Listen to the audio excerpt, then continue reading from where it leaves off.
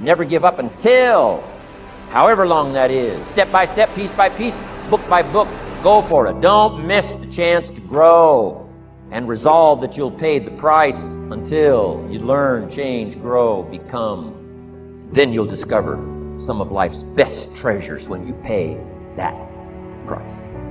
Because what most people do when they're trying to chase their dream or their big outcome, the whole time they're negotiating the price in their head.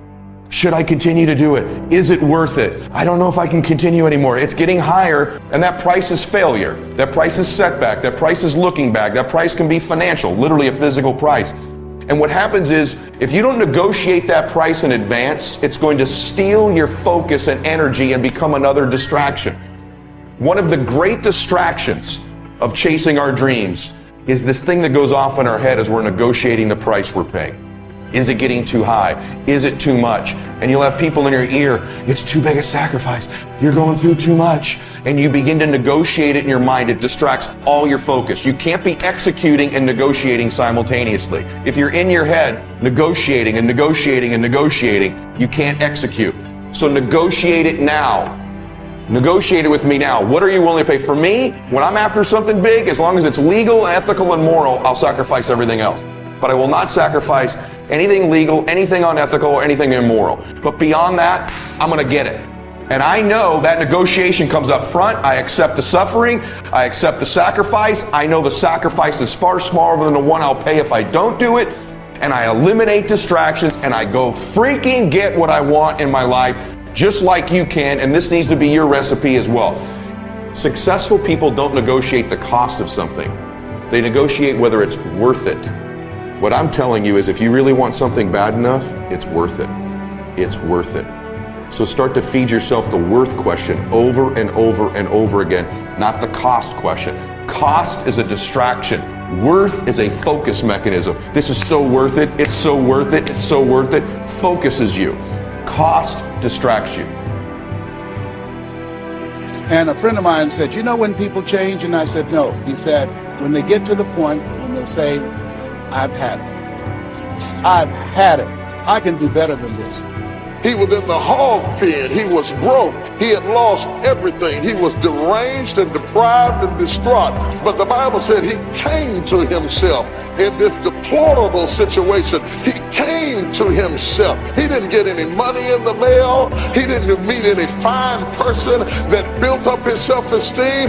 This was an inside job. He came to himself, said, wait a minute, I'm better than this. And the moment he made up his mind to get up, he got up. And I want to tell you something today. The moment you make up your mind to get up, you can get up. And no devil in hell, no system, no government, no power, no boss, no community, or anything else can hold you. Once you are free in your mind, you are free. The Bible says it is with the mind that we serve the Lord. This amazing piece of hard drive that God put in between our ears and is so programmable and so impressionable that there is a constant war between good and evil for the code to be able to program your mind. And there's constant war, constant conflict going on as to who gets into your database and who is going to program your mind. Because all that you will do or not do, have or not have, accomplish or not accomplish, will be a direct derivative of what's going on inside of your mind. For it says, as a man thinketh in his heart, so is he. Your thinking has all the world to do with where you are. Your attitude has all the world to do with your altitude. So if you don't get clear thinking on an issue, you won't be able to develop in that area. Most generally, when we talk about that warfare and dealing with the images in our mind, we generally think in terms of sin. But I want to challenge you to understand that you have more to deal with in the warfare in your mind than just sin.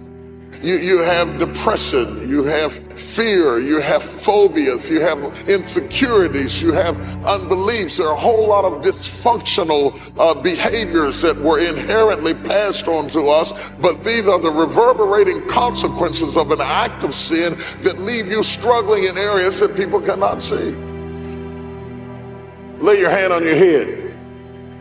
Say, this is an awesome machine. I wonder if it's being underutilized.